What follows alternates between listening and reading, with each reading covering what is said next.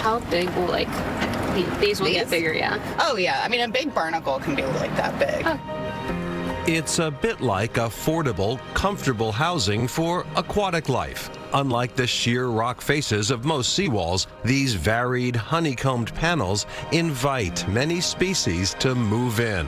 It's such a simple concept. Just recreate some of the habitats that we're losing from our rocky shores on a seawall that would otherwise be flat. And we've seen increases of more than 30–40% in biodiversity. And that's just on the front of the panel. There's a lot of life also growing on the back.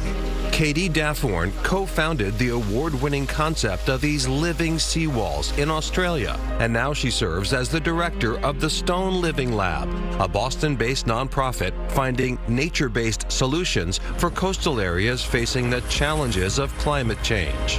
We do think having the panels on the wall provides some level of protection from wave energy and potentially wave overtopping of seawalls. And so that's one of the things that we're investigating next in the Stone Living Lab. The panels are each approximately 2 feet by 2 feet, weigh 44 pounds apiece, and are 3D printed from recycled material.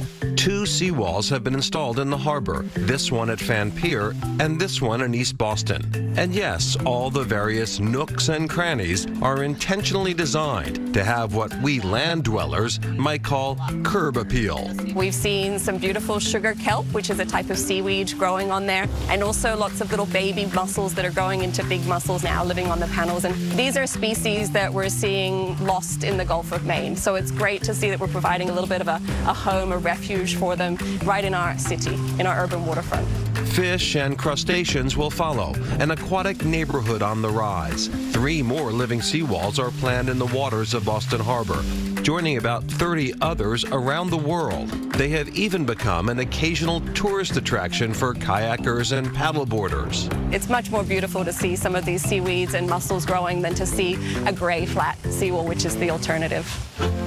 A home for aquatic life, a defense against a rising tide, and an eye-opener for people visiting the water's edge. We'd love them to understand that even in our most urban of waterfronts, there's still really important biodiversity growing there, and that we can help protect that biodiversity from things like climate change by providing them with those protective habitats.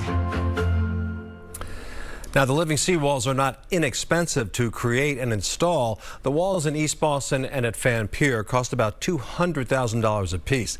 That may seem like a lot, but it's a drop in the ocean when you consider estimates run in the multi-billions of dollars to shore up Boston's coastal defenses.